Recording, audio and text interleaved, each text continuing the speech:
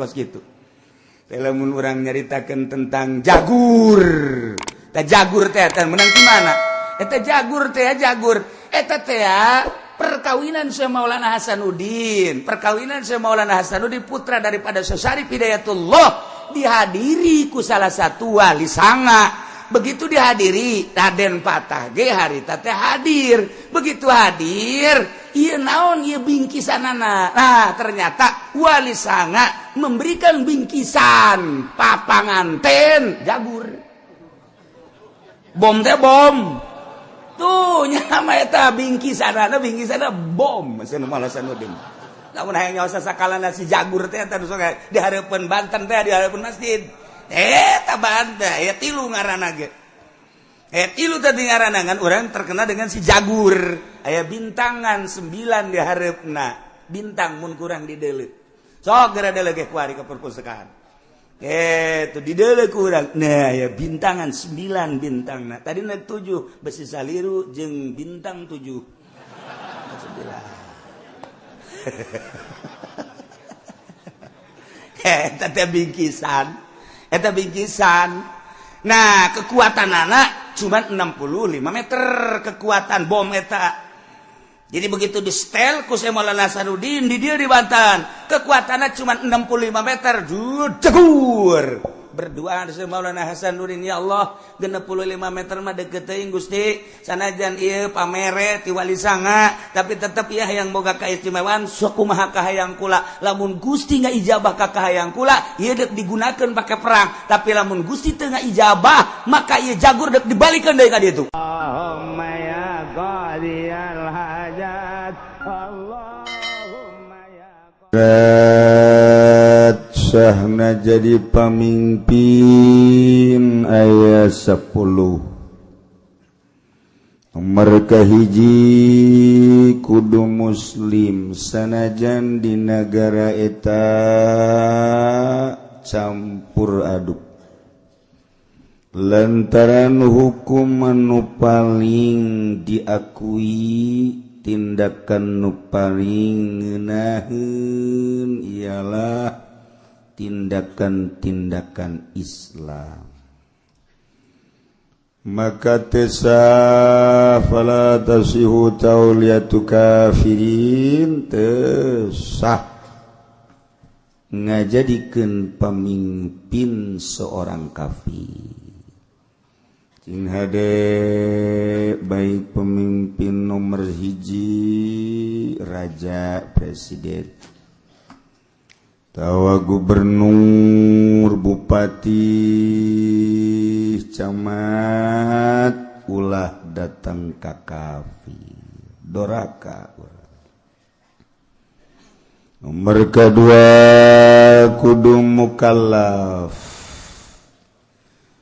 jelema lamun henteu mukallaf budak misalna edan misalna boro-boro dek mimpin urusan batur sadalah dirina ge urusan. Jadi kudu bener-bener nu mukallaf ulah budak ulah nu edan. Di urang memukalaf ngan bertingkah kos nu edan malah ngaedan-edan maneh. Itulah di negara urang perbaiki gerak ulah sampaikan ke urang adenge presiden urang, gubernur urang, bupati urang, camat urang mabok hilang akal guer mukallaf atawa main poleca budak leutik panu main poleca atawa main langlayangan memobilan eta ngaranna budak leutik. Geus aya lurah camat anu bertingkah budak leutik mending di talian bae make dadung diseret ganti kudu mukallaf. Nomor katiluhuron kudu merdeka di urang masalian merdeka kabeh merdeka. Nomor kaopat zakaron kudu wong lanang aja wong wedon ge sirama mengkonon. Wih ditumbas saking umroh ge den pilih wae wedon ge siama boloon aja gewi iki anak kiai-kiai yang wis umrohaken merene iku gemblong itu wis ya aja den tengok-tengok ya ana wonge iki sapa jenengane Kiai wis iku mah den rahasiakeun ge. Saya mengkonon. We ngedelenge maring kiwa wae ge. Aja ge antengen ge ono ge. Aing kasurupan Jawa Serang ye. Aja wong wedon ya dosa iku widi. Mengkonon sirang. Ya wis yang wis mah wis bae ya. Den istighbarakeun bae. Aing bener tentu teh si bahasa.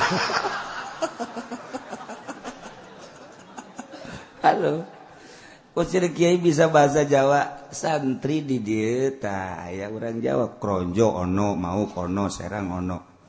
Ai peuting teh nya sok ngobrol ku yang didengekeun. Ai ge sok aja yang seuri, guguran melumpat. Masih kadengen ku nyana. Aduh cek nya aing telok ngintip meureun. Maksudna neuleuhan ge mana nu keur ngaji Quran, mana nu keur wiridan didengekeun. Wih akeh mah yang ngobrol baca calaton bae. Ya kudu lalaki jaloba keneh hatu lalaki teh liat taparrogo ya tamakana min mukhalatatir rijal supaya leuwih laluasa campur gaulna sebab kegiatan teh aya nu di lapangan di kantor di majelis di pondok pesantren di masjid ketika aya kegiatan di masjid di Ki Bupati we nipas kan orang etis iku masa anak bupati nipas. Wih, orang enak itu kerungune widi. Aduh. Iba tereh Jawa kadinya tah, kadi tah deket tah. Nah, lain kerojo tah ieu tah. Ya putat ke belah ditu teh. Rajeg. Kasedek-sedek be Jawa nya Sunda. Orang rajeg mah bahasana Jawa, kasedek Sunda. Itu tita tadi bahasa bahasa Sunda. Nah supaya leuwih laluasa kudu lalaki tengenaheun kan urang sambutan awewe di masjid di majelis talim agama kurang kumaha ngatur maka ulah sekali-sekali milih presiden bu gubernur bupati camat kaum cewek jangan.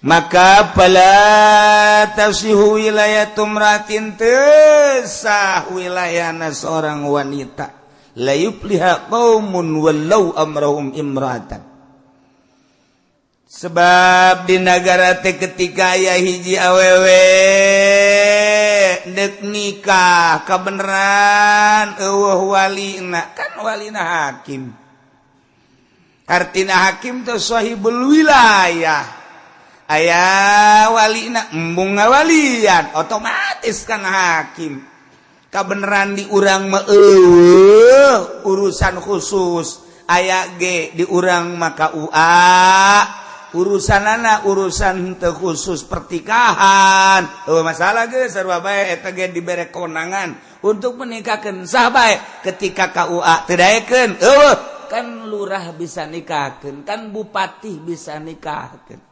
Ada kan, bupati aing nikahkeun. Geus teu bisa kukumaha sahibul wilayah ngaranna ge. Nah wakaf iya jalan kemudian aya masjid jalan dek di lebaran kadi masjid BAKB masyarakat Kiai mana bae teu meunang ngaganggu masjid ngajual masjid lantaran masjid mah wakaf nu Allah tapi ketika aya unsur ke non gitu ngaranna kemasyarakatan jang umum bupati mah bisa bae pindahkeun masjid dia ka anu eueuh masalah ta bupati mah ye nu mantep lamun bupati ngaji geus ngeunaheun dia saheotan nya artina eueuh di akhirat tuh masalah tah mah sebab lawan ieu diantepkeun ka dieu jalan ka dieu mengkol bahaya kudu diluruskeun mah pindah geus ka dieu tahu masalah oh walian ieu teh ayeuna lantaran anak zina oh walian hakim bupati bisa nikahkeun di sampingnya nage bisa nikah oh masalah tanggeuna nu kadua cak bupati teh nah sakali deui teu sapalatasihu bahasana lain lalagan falatasihu ieu kakarak pikir ngomong ke urusan tasawuf leuwih bahaya geus lamun ngajadikeun milih pamimpin awewe siap tanggung jawab ke di akhirat ih ulalala wora duh cenah kamari di umroh ke geus gantian deui ka ditu duitna uligung jalami ta urut umroh kamari hampura tah ieu mah dek dibalikeun deui bae tapi dek dipenta deui kukula hei cak atut sia tah aing nu edan cek kiai teh urang duaan aredan kabehan yu ulah pala tasihu wilayatum rat desa wilayah na awewe wilayatu khunsan wandu banci teu sah sanajan jelas sifat kalalakianana teu sah lantaran loba urusan-urusan anu kudu diputuskeun ku pamimpin kudu ditangani ku pemimpin urusan-urusan keagama nomor keempat zakaran nomor kalimana Quraisyan kudu golongan Quraisy sebab cek Kangjeng Nabi al-a'immatu min Quraisyin pamimpin kudu ti kaum Quraisy sebab kaum Quraisy boga kekuatan pemikiran jeung fisik anu luar biasa lamun golongan Quraisy pain adima pamuntasibun ila kinana golongan kinana mun golongan kinana rajulun min waladi Ismail mun rajulun jurhumiyun mun pokona mah kitu asal urang Arab bae mun pilihlah di kalangan urang nu kira-kira teger sebab pemimpin teh ngurusanana dalam negeri jeung luar negeri urusanana ketika urusan perpolitikan kalut nyana neuk diserang ku negara luar kudu siap sagala rupana pemikiranana fisikna bila perlu nyana jadi komandan perangna kan lamun kuru mah kuru nah ini kan teu etis pemimpin kuru cek urang luar negeri emang eueuh deui nu lintuh di Indonesia ieu mah keur carita sih mah suka bisa serian we heran puguh nang milih sia ieu keur carita nah engke-engke deui mah mun milih presiden nu teger nu gagah sebab urusanana lain sakadar urusan dalam negeri tetapi urusan luar negeri kuateun henteu otakna ketika kalut perpolitikan urang tingali Suriah, urang tingali Yaman, urang tingali Irak, tingali itu negara-negara lain Turki, kada naon gitu model Muammar Gaddafi. Nah, eta teh kapan teger, ai teger mah kajen hukum age ngeunaheun perang urangna ngeunaheun kana hatena sebab pamimpin urangna teger. Henteu perangna kanyahoan jalur politikna kan ngeunaheun. Kos anu tinju kelas internasional begitu naik geus lah cak urang paehan bae TV ye. Kunaon geus malah menang kajen kumaha maning dibantingkeun ieu TV-na. Kunaon lawanna gulede aya nyana kuru jasa. ieu mah teu kudu main tinju geus diudag-udag ge jadi udag-udag paeh teu lah ieu mah eta kan kos kitu da ieu pamimpin teh lain lalagan leuwih tibatan eta emang kumaha gitu mendak kudu bener-bener anu boga turunan Quraisy teh maksudna mah boga turunan adu mencara kotok naon eta kotok naon leler jadi jangan mau geus dipacokan ge batur eureun macok kongkorongok sia cak kotok teh cak nu sejen kongkorongok deh pacokan deh batur eureun macokanana tanggah deh kongkorongok goblok kongkorongok deui bae sakitu teh ujung-ujungna pan menang nya eta mantap kudu boga kitu benang merah anu istimewa pemimpin sarua pemimpin agama ge lamun eueuh turunan bangonna teu meunang kadatangan ku partai haju ngagelok bae teu meunang kadatangan ku organisasi haju bae eta teh kurang mendukung jati dirina eueuh benang merah matak bujelema nu boga benang merah turunan namun turunan naon garang-garana jawara kadituna sok ngajawara bae wajen kuku mah ge aya bae tah ngajawara eta Habib kajen tin bari mabok dakwah bae nya mah Habib keur mabok ge dakwah bae nya mah sebab turunanana nee lamun turunan mimpin kadituna eta naon kitu ngaranna aya talenta kepemimpinan tanu mantak ieu Quraisyan teh maksudna boga talenta aya turunannya lantaran di urang mah eueuh bangsa keturunan model Quraisy Kinana Jurhum dan lain sebagainya geus bae teangan jalur anu teger jang memimpin sebuah negara baik Imamul Azam nomor 1 atau gubernur bupati deuleu urat-uratna ulah sambarangan kadeun hebat tapi teu boga urat moal beres kadeun kukumat tetep kudu nu boga urat kepemimpinan nomor kagenep adlan kudu nu adil lantaran lamun teu adil mah engke rakyat reaksi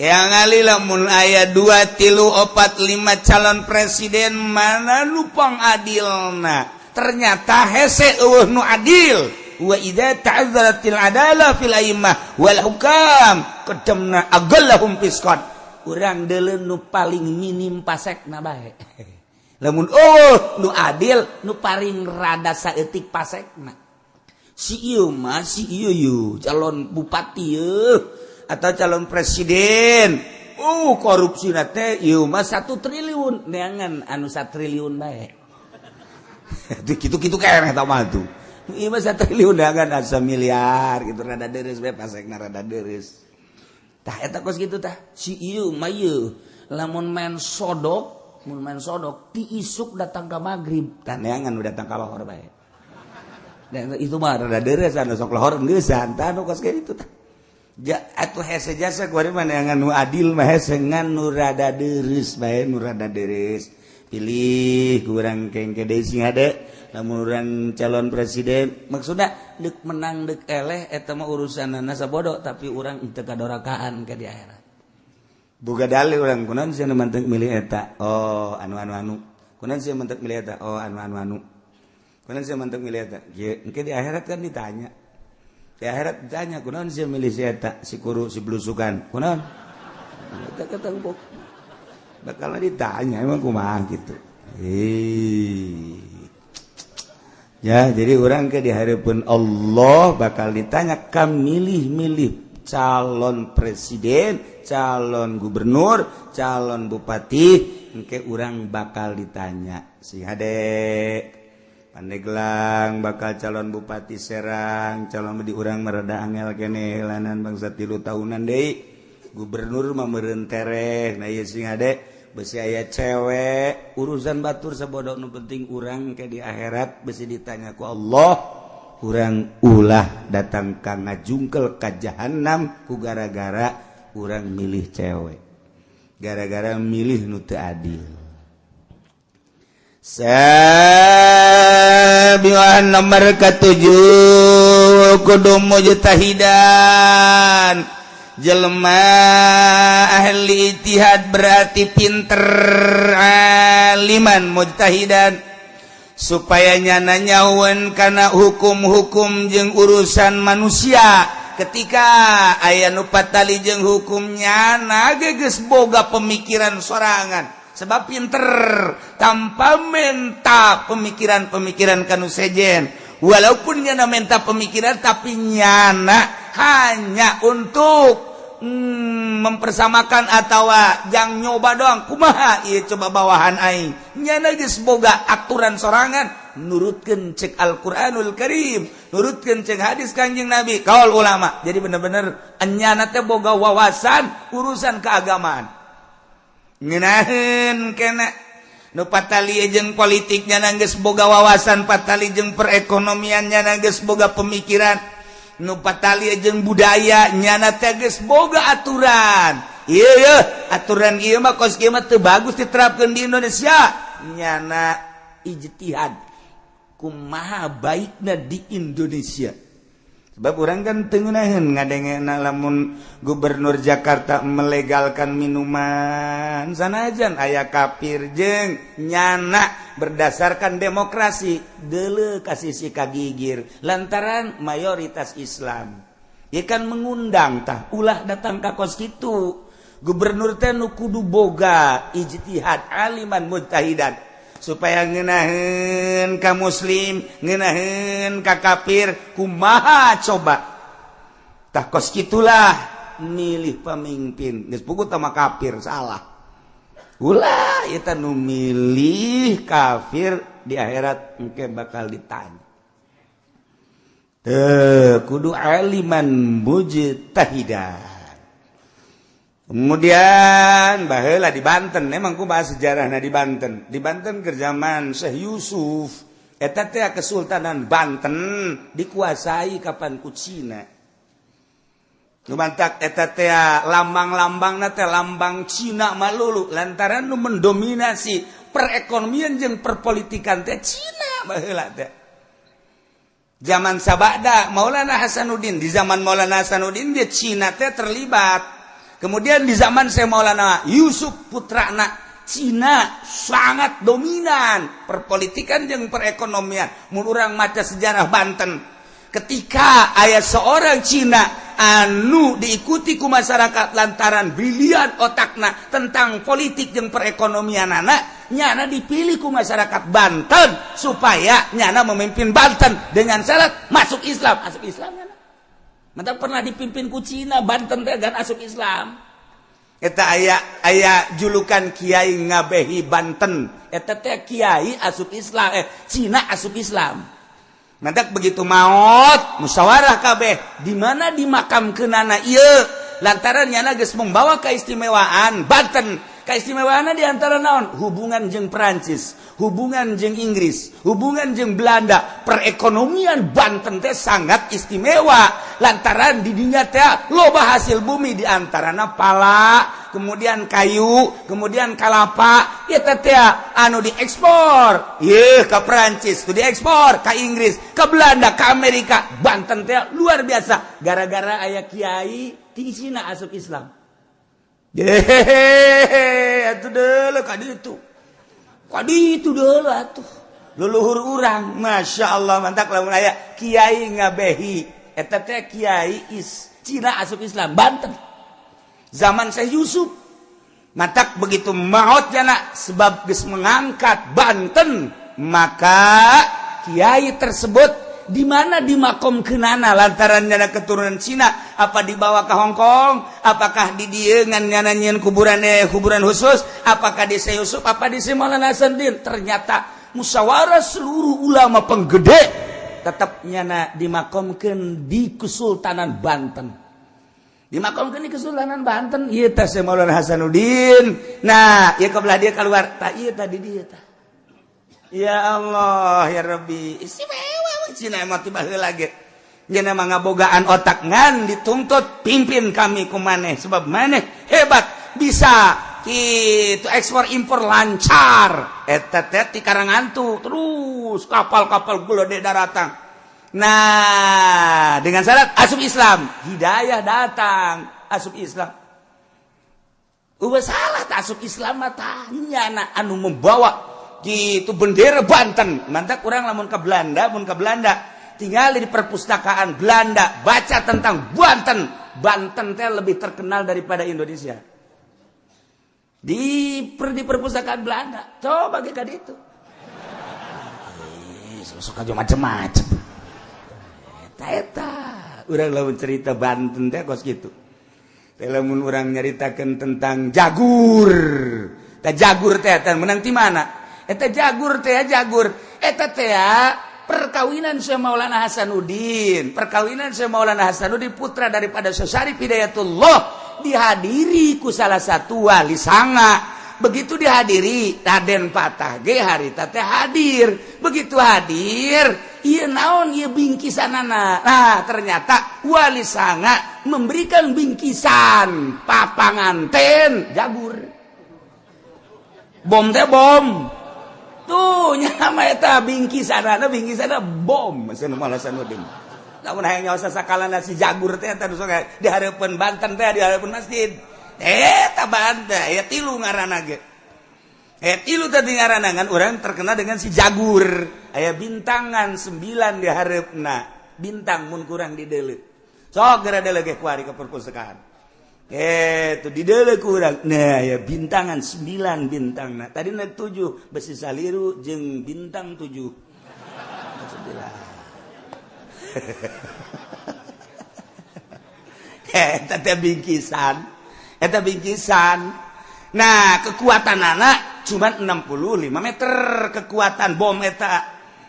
Jadi begitu di setel ku Syekh Maulana Hasanuddin di dia di Banten, kekuatannya cuma 65 meter, jegur. Berdoa di Syekh Maulana Hasanuddin, ya Allah, 65 meter mah deukeut teuing Gusti, sanajan ieu pamere ti wali sanga, tapi tetep ieu hayang boga kaistimewaan, sok kumaha kahayang kula. Lamun Gusti ngajabah ka kahayang kula, ieu deuk digunakeun pake perang, tapi lamun Gusti teu ngajabah, maka ieu jagur deuk dibalikeun deui ka ditu. Gitu batur mah ngadoa teh pohara. Langsung ti Gusti Allah geura coba kumaneh atuh aing mere jeung ijabah ka sia hei Maulana hei Hasanuddin dicoba kunyana coba cek nyala 300 meter tuh 300 meter coba 500 meter tuh 500 meter coba cek nyala 1 kilo tuh coba cek nyala sakahayang sia eta wali, batak lah orang cerita Banten mejeuna orang cerita kawalian ge. Emang kumaha kitu? Ti ditu nama ngan saukur 65. Nu mantak ketika Belanda datang ke Indonesia yang serikeun dipake jagur kekuatannya 65 cek nya ieu. Tidak ada. Jadi lamun urang 100 meter cek tidak terjangkau. Begitu dicoba Belanda ya 100 meter coba jagur parah. Cek Belanda kok bawa beda cek janada. Coba celah orang setengah kilo aman cek orang si jagur moal naon setele datang bae. Wah ieu mah lain sajagur dah cek Belanda nu mantak diteundeun di hareup eta teh lain lalagan eta bingkisan pertikahan. Urang mah bingkisan pertikahan teh kelas elit kunci mobil. Bawa mobil batur mah kelas rada handap ka belah dieuna setelan belah dieuna ka belah dieuna segala kipas angin pas Haji Pendi mah sempak jerona teh beres penghinaan teh sebenarnya. Nah eta urang keur carita si jagur Banten huluhanganan eta teh bingkisan pertikahan Syekh Maulana Hasanuddin. Sebab pamajikanana keturunan wali sanga. Lain lalagan si jagur teh ngadoa Syekh Maulana Hasanuddin seluruh pekakas tu aya di Banten hieu tumbak teh kahiji kadua katilu kaopat seluruhna aya 9 tumbak ngaran-ngaranna aya pemberian-pemberianan geus dijelaskeun jeung nu nyekalna teu meunang sambarangan sakumaha kudu diatur ku Syekh Maulana Hasanuddin. Ieu kerja belah dia Syekh Maulana Yusuf eta Cina istimewa asup Islam.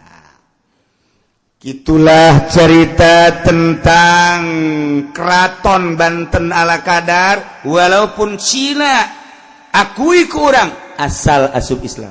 Banten modelnya lain sekali, tidinya terus ganti tilu katiluna Cina deh baik. Tetapi tetap asup Islam. Oh masalah sebenarnya mah. Janu diakui nama tetap baik otakna, adlanna. Jeung ngabogaan pemikiran-pemikiran jang ngabangun kesultanan. Ti harita terus datang ke belah dia Banten encan bangkit deui kemari ye zaman Syekh Amar Khatib minantu daripada Syekh Asnawi. Ti harita pat datang ka kuari encan bangkit deui. Datang ka kuari encan sultan nu araraya ieu teh sultan barariasa bae. Sebab naon? Henteu pernah neuleuh secara gaibna nu dideuleuh hanya kesultanan kerajaan zahirna bae. Padahal batinna kudu kumaha. Kitulah cerita tentang kepemimpinan ieu ge mujtahidan sujaan kudu anu gagah ulah anu beleye mengpelehe. Terasa kurang boga pamimpin ngomong teu jelas. Awak mengpelehe boro-boro dek diperangkeun atuh ieu mah balap lumpat biasana ngajengkang ti heula. Kudu sujaan. Syaja'ah quwwatul qalbi indal basi. Kuat gagah teh kekuatan hati dina nalika kalut. Ketika kalut lain lumpat. Tetapi nyana bisa memecahkan permasalahan. Eta ngaranna gagah. Kos urang 10-an dek lempang kemudian lewat kuburan kudu aya salah saja pamimpin cak pamimpin tenang sia di sisi ieu sia di hareup sia di tukang aing di tengah gagah kan ngaranna orang jero nama borangan okos lu gagah bae belah dia sia di dieu lempang bareng teu meunang aya nu lumpat pokona tenang salila aing di tengah aing berani. Okos orenganan di jero nama lu gancang teuy mangkono eta menang bas ieu lumpat pemimpin teu bagus begitu bretak lompat kawehan teu bagus udah lompat daon sia lompat pemimpin mah tegar dos sia lompat aing mah moal aing mah kajian kok eta ngaranna gagah begitu batur la lompat nya mah henteu tungguan saja meuh bae horeng tah urang teu resepan boga babaturan urang ge lamun boga babaturan teh model naon bae sok aya bae tah nu gagah jeung bisa mecahkeun resep. Urang ngabangun masjid, urang ngabangun majelis, urang ngabangun kitu penataan lembur. Eta sok aya bae tah di kepemudaan, di kemasyarakatan, sok aya bae nu bisa mecahkeun ngeunaheun kana hate. Aya si eta teh hirup perasaan teh, tah eta teh pamimpin suja ngaran. Ketika dak boga hutang, kumaha cenah ya boga hutang? Suatu hutang bae tenang bae sih. Hutang mah tuh jadi nyieun urang. Atuh kalem bae, engke ge kabayar insyaallah. Pokona asal di dinya daek ngejual sawah kabayar. Jadi kan ngeunaheun da kana hatena. Tinggal sia teh oge nya, aing ngasa golok bae nya. Jadi kira urang lamun leumpang dinu poe kan aya anu gagah mah. Tenang. Ulah sieun mun aya anjing, atuh sapira anjing nyana-nyana urang-urang sih. Jadi ngirahin kana hatena urang. Itu besi aya ririwa. Tilok anu paeh ku ririwa. Tilok aya palingnya pingsan ulah salah geus. Ngirahin kana hatena. Ieu mah lamun Pak Kiai, urang lewat kuburan. Heeh. Jadi kumaha mangkana dinya sok aya ji. Tuh kumahanya? Kumaha tah menurut Pak Kiai? Ngendong bayu. Pada eta kiai beng peleh eta mah kitu mah. Geus ulah dijadikeun pamimpin teh mah kiai kos kitu mah. Nya sama bangsa ngendong bae kitu lah, teh mah leutik wawan eta mah. Nyalian teh mah kiai kos kitu. Kyai orang lewat dia di ditu sok aya garong garongna manggaring marawa golok sok pestol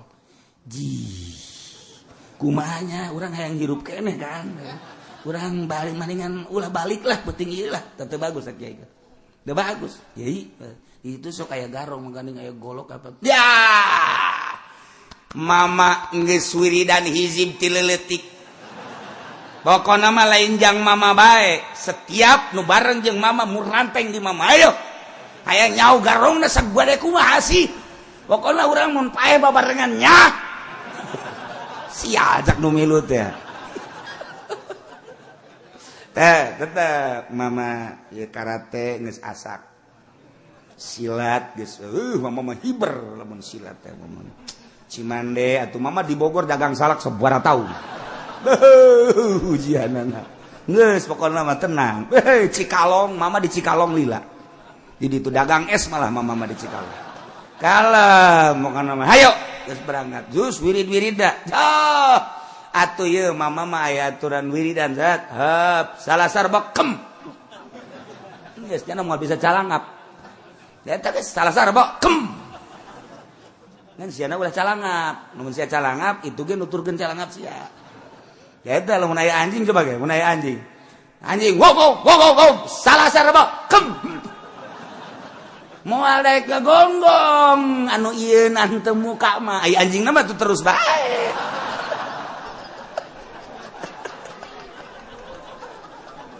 aduh eta kolot bisaan kolot eta cek abas ya lamun aya anjing ngagogok geus bae salasar bekem geus ya ulah muka pokoknya mah moal ngagogog kajian gue kumaha gitu bener urang mah moal ngagogog anjingna mah terus bae ngan make wirid heula atuh aya babacaana naon cenah babacaana a'udzubillahi minasyaitonir rajim bismillahirrahmanirrahim qala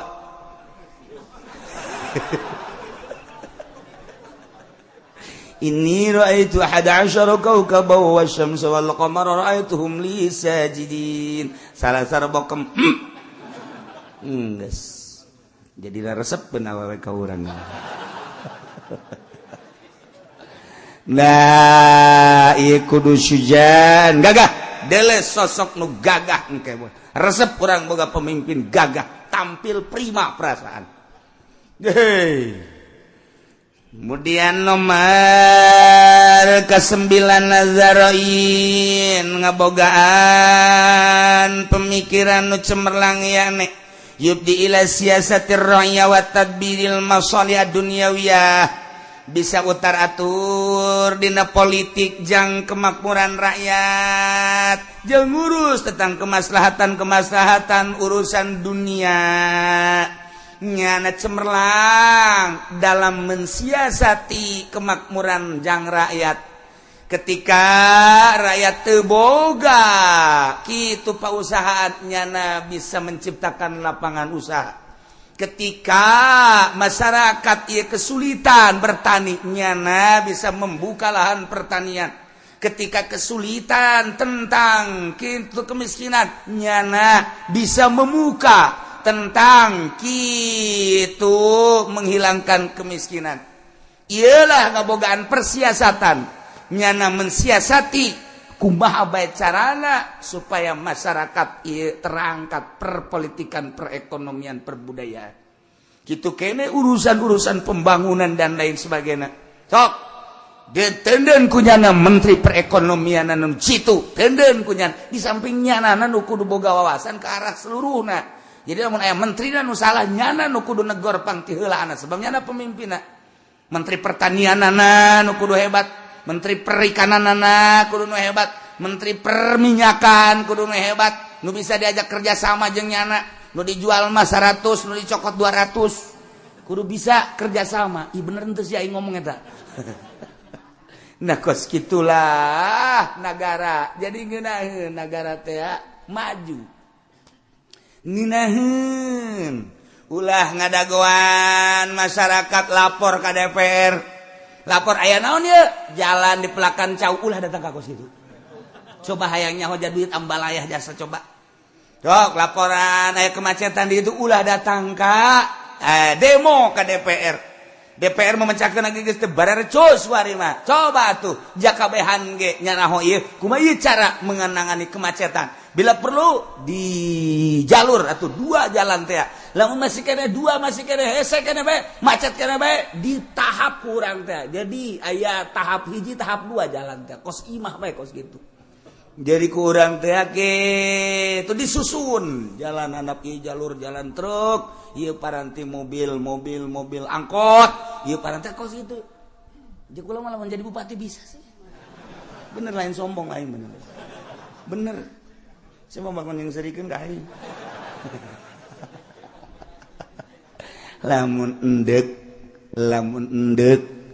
ngabeberes negara karasa ku masyarakat ge jaheueuh ieu pamimpin urang kajenting loba nu ngomong ge engke ge aya realisasi jaheueuh okos WH teh kajenting diomongkeun tapi nya nama kerja rapikan sanajan kasalahan jeung kakurangan loba tapi masyarakat deuk ngomong naon jalan asal rusak hadean kantor anu lamun rusak hadean pendidikan mana teh gedungna hadean deuk ngomong naon coba ayo deuk ngomong naon sarean ngomong coba jahe tungtungna kan masyarakat heueuh oge nya ngomong mah ngomong bae tapi berangkat coba ge tapi kan aya rasa sanajan kasalahan jeung kelemahan mah tuh loba mun dibongkar mah anu teh tapi kan masyarakat dinilai ayalah realisasina jalan-jalan bae mah baragus coba nu kuari dari kota dari kabupaten mau di kabupaten mah bisa melak cau jadi empang segala rupa duit dikamanakeun eta teh nu mantak urang ngomong kos kitu kan nang milih urang mun aya mah ku urang ditejekel ieu tarang heuy sia nang milih aing goblok dikira digawena sia itu kitu kan ku urang ieu atuh aing tanggung jawab jeung negara aing lain negara sia emang negara sia ieu cek aing kitu mah coba pimpin ku sia ka dieukeun emang aing hayang cek nya aing teh hayang meureun aing asal leuwih berat tibatan sia ke ge ieu mah keur carita urang kan lamun meluapkan nurani urang kabeh ge karitu kan cuman terpendam bae boro-boro urang sebagai rakyat teu nyahona naon di tubuh birokrasi pemerintah ge ngaromong kieu amat sih perbandingkeun nyana jeung si anu kok kieu amat ngan nyana teu ngomong bae sieun bisi diturunkeun jabatanana dasar ondok kabehan makana urang makan keur ngaji milih pamimpinna engke nu rapih geus ceuk kula mangke tahun hareup lamun deuk milih bupati deuleu ke calon aya sabaraha hiji bupatina nu bener-bener boga wawasan mun eueuh ulah aya bupatian geus daripada acak-acakan mendingan deuleu engke kieu bae tuh cenah kiai kuari mah kiai bae coba ayeuna deuk nyalonkeun sa tah lamun kitu aing boga calon Haji Pendi asana negara acak-acakan kabeh titah daragang karung kabeh mah penasehatna Ki Pudoli sarwana atuh henteu pan aing anu nitahna tetep geus ulah kitu tetep urang jadi Megawatina kitu negara teh kos lalagan tungtung negara si eta jadi presiden nu ngatur si itu kumaha lalakona ieu negara urang bisa jadi kos kieu ya iyalah negara urang negara cemen tungtung nama gara-gara naon ieu tezaroin coba nu ngabogaan pemikiran nu brilian sehingga bisa mengatur siasatir rakyat wa tadbiril masalih dunyawiyah sehingga ngeunaheun karasana ku rakyat aya panyalindungan. Kemudian nomor ke-10 nusa dijadikeun pemimpin teh zasamin wa basarin wa nutkin ngabogaan dedengian anu sampurna mun presiden torek engke hese usulna tuh sebab nu torek boro-boro ngomong heuai pajar nanya nu torek bakos itu ya urang berhadapan di torek urang heuai tas di ditu cenah heuy pugu aing heuai eta ulah datang ka kos kitu tah Nah iya kudu nu ngabogaan dedengean sampurna sebab naon nyana ngadengekeun mun RI1 mendengarkan jeritan rakyat se-Indonesia sebanyak rakyat Indonesia. Kuari sabaraha 250 juta lah kertaro eta kadenge kabeh ceritan di provinsi anu kabupaten anu nyana ngadenge geus jana ngutus sebagai itu tangani dan lain sebagainya kudu boga dedengean ieu mah bangunna kos dutu boga dedengean teh kitu kos bangun nyurudug bae kumaha nyana bae ulah kitu pemimpin mah basor boga dedelean sebab kadeuleu kemajuan kemunduran nanti ketika Gus Dur diragukan karena buta terus tarik ulur antara boleh dan tidak dari seluruh partai. Begitu Gus Dur dicek ku dokter, lihat kalau memang Gus Dur buta tidak boleh jadi pemimpin di Indonesia. Oke, dokternya teh kira-kira anu ngecek mata Gus Dur lain dokter Indonesia, dokter di Amerika dicek. Begitu dicek ku dokter ternyata neuleuh Gus Dur. Cek dokter tidak buta. Ya udah cek Gus Dur kalau jadi buta ya gak apa-apa. Padahal aslinya kan buta. Eta wallahu alam kumaha eta. Mata kabeh kan bingung kan, tarik ulur kan sebab Gus Dur tuh buta. Masa pemimpin kita buta? Akhirnya dicek kan, kalau memang buta, saya jangan jadi presiden. Cek pakai dokter Indonesia, cek. Nggak sulah pakai Indonesia sebab dianggapnya kerjasama Indonesia. Luar negeri, Amerika. Langsung di Amerika. Dicek mata Gus Dur. Cek dokter Amerika. Tidak buta. Dia melihat. Cek Gus Dur ya gak apa-apa. Saya apa dia sih yang blond ceknya. Dan gitu kan cek Gus Dur. Dia itu kekawasan Allah. Wallahu alam. Nggak kumaha meureun. Beres. Dinyatakan oleh dokter dari Amerika bahwa Gus Dur itu tidak buta. Ya udah kalau nggak buta. Berarti seakan iya wayah lempang dituntun. Udah dibere lucu bae zaman Gus Dur mah. Datang ke Amin Rais ge gideg. Amin Rais puyeng, Amin Rais kan ngaulahkeun teh Amin Rais jadi presidenna. Gus Dur teh ulah teh ada sebab buta. So, konsul sama dokter coba. Dokter udah diteangkeun deui ulah eta dokter cek Amin Rais. Untuk cek ulang dokter di Jerman. Coba dokter di Jerman cek ulang. Pakai alat. Begitu pakai alat bagaimana dok? Normal. Cek Amin Rais si dokter bloon kabeh. Hasilnya normal. Tilu dokter luar negeri. Geus jadi dalam negeri mah aya adina keneh Umar Wahid pandeta teh adina dianggap henteu sah tah mah lamun make dokter pribadi mah. Geus pokoknya dokter luar negeri, dokter Amerika, dokter Jerman, dokter di Singapura menyatakan Gus Dur tidak buta. Lempang tuntun. Wallahu a'lam. Eta urusan Gus Dur atuh ngaranna ge Abu Nawas. Teu nyaho aja urang begitu nyana ka ditu kalir boyo. Kula kan di ditu aya. Langsung nyana isuk-isuk turun di kapal terus pidato. Begitu pidato anu kulah yang seri. Coba lihat katanya di halaman 2 Kompas halaman sekian. Saya baca tadi di Kompas, nyana bisa maca di mana? Ulah seserian bae eta si Gus Dur kumaha sih? Kayak kededegekeun we. Nu sebenarnya buta apa henteu wallahu a'lam. Kos kitulah ahli-ahli Allah mah. Ya Allah ya Rabb. Nanti kula sok inget ka eta teh eta. Aya jelema nu kamari didongengkeun teh nu diangkat jadi wali. Begitu kawin jeung hiji awewe pas magrib isya awewena ternyata bopeng. Bulede bopengna. Gede bopengna begitu gede ceknya bopeng lain setik sakumaha tai dipacokan go kotok we gitu bopeng apa harang aja kumaha nyana itu biasa bae nganti harita nyana bebeja ka pamajikanana hampura nengnya kunaon kakak mah kurang deuleu jadi hampura kakak mah kurang deuleu eta kitu ana geus biasa sare mah sare bae kitu lamun pamajikanna biasa nyana maca Quran mah maca kitab mun aya pamajikanna bae dipetikeun deuleu terus salila hirup nyana teu nembongkeun mata deuleu sebab nyana ngaragangan pamajikan beusi pamajikan tersinggung mun nyana deuleu bahwa pipina bopeng geus nyana teh atuh pamajikanna pede bae di hareupeun salaki.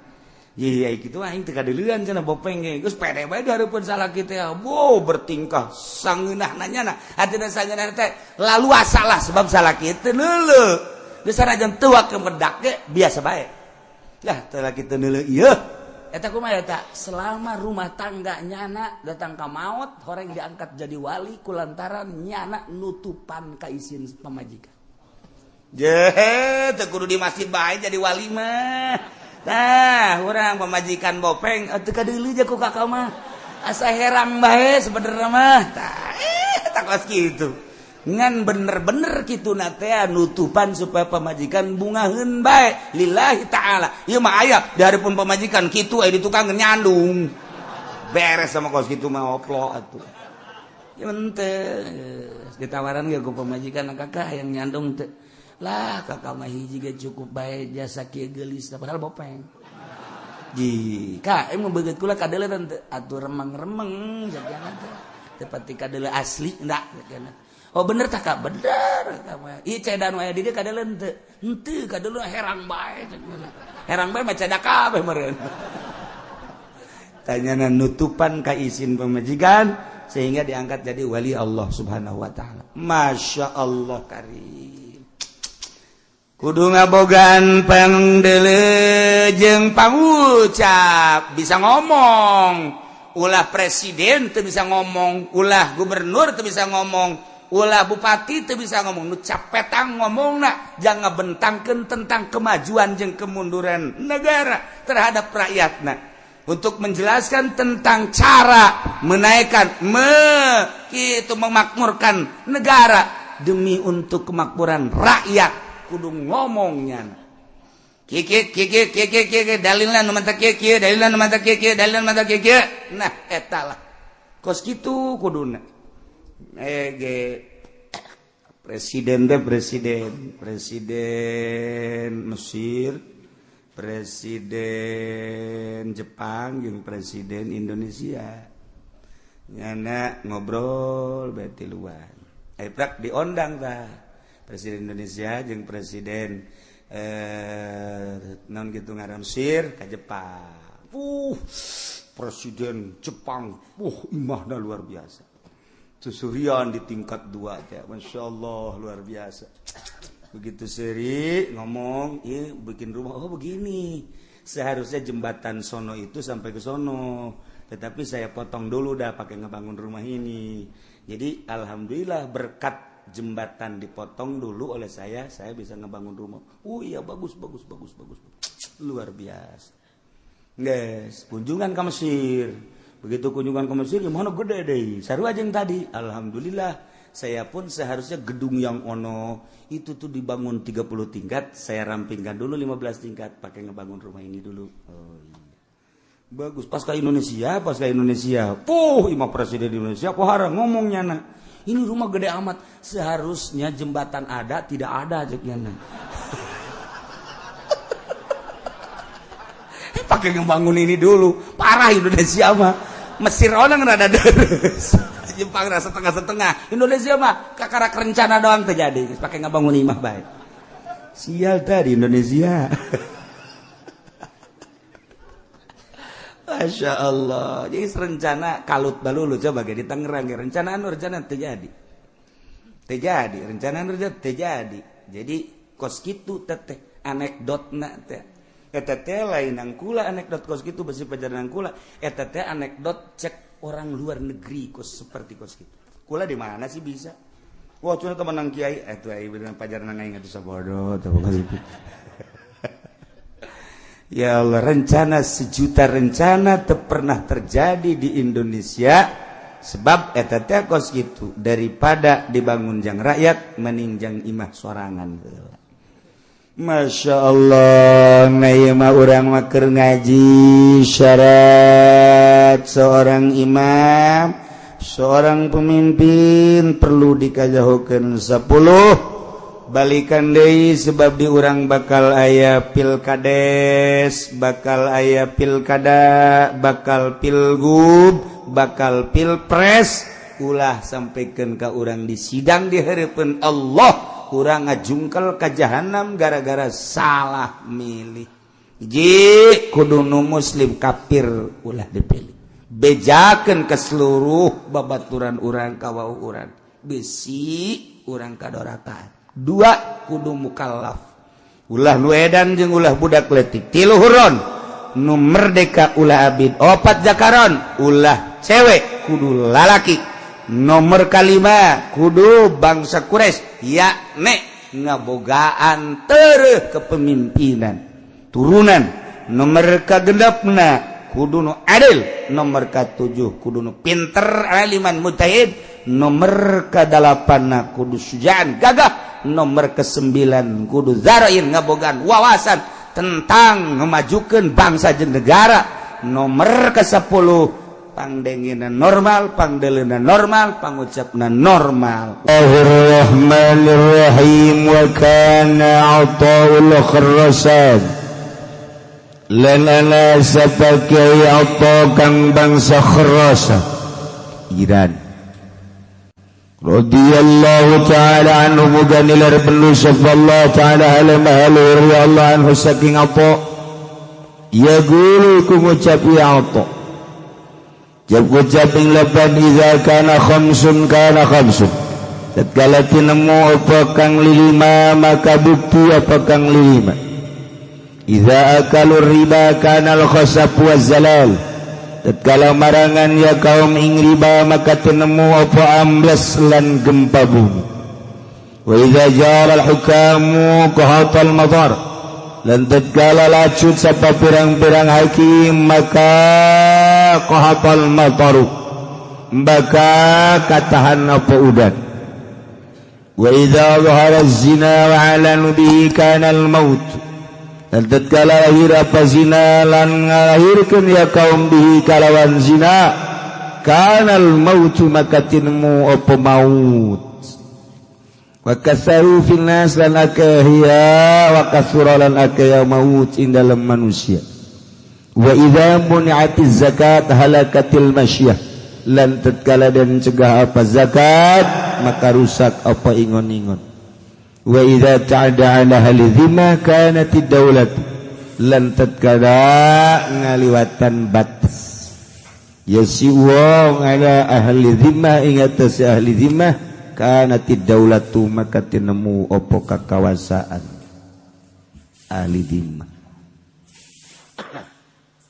Cek Kiai Atha al-Khurasan radhiyallahu ta'ala anhu jarioskeun kecapan ti Kangjeng Nabi urang Kangjeng Nabi Muhammad sallallahu alaihi wasallam mengenai fitnah.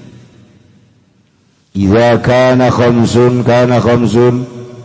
di mana terjadi nulima bakal bukti nulima. Hiji idza akalur riba di mana kaum loba ngadahar barang riba maka bakal terjadilah ambles bumi jeung gempa-gempa bumi. Kuari mana nu teu riba? Urang kuari dagang nyokot duit di bank make bunga riba. Urang kuari melim kendaraan melalui bank make bunga tetap riba. Deposito urang di bank di arahan ku urang bunga-bunga na tai-tai riba. Masalah naon ku ari ribaan urang meuli imah kreditan riba. Kendaraan kredit riba. Urang dagang disuplai aya bungaan tetep riba. Ngadagangkeun barang-barang Cina sigana urang teh dagang mulus padahal mah urang keur gupak dina riba. Urang tani kemudian orang meli pupuk-pupukna pupuk ti negara riba. Urang ayeuna mah meuli bae atuh tai kotok di pabrik barang najis ku urang dibeli riba. Mana nun teu riba kuari. Ti mimiti imah kendaraan pakaian datang ka dahareun hampir riba 100%. Kuari mana anu ribaan coba naon ribaan mun Kangjeng Nabi nyaritakeun di akhir zaman ke bakal kabeh ti mimiti kendaraan imah jeung dahareun pake sandang pangan kabeh haram. Sahabat kaget kudu kumaha tungke eta ibadah ka Gusti Allah. Ieu kuari urang nah mana nu terlibat mana urang hayang embung tina riba. Kiai kuari kiai cicing bae usaha teu naon tekan dibere ku pelimbah teh biang riba. Kuari kiai cicing bae kemudian dibere ku pamarentah disumbang ku pamarentah pan pamarentah mah jurig riba. Urang dibere kuari ku petani rada deureus petanina anu bisa mah rada deureus tapi petani kapan ai petani gede mah surubukna dan lain sebagainya geus riba malulu urang dibere ka kiai-kiai nu cicing bae nyesep kana urusan riba. Mana nu teu riba? Iyalah ketika kaum-kaum manusia ngadahar barang riba tunggu bakal terjadi khasaf wazzalal, gempa-gempa, ambles-ambles. Geus puguh urang ngadenge tsunami 250.000 sakali nu maot. Padang geus teu kacaritakeun sabaraha puluh ribu nu maot datang ka teu kanyahoan kuburanan. Di Sukabumi di Cianjur ambles hese dicokotna deui. Tsunami Pangandaran sabaraha ribu manusia. Yogyakarta gempa. Kamari Garut banjir teu kacaritakeun sabaraha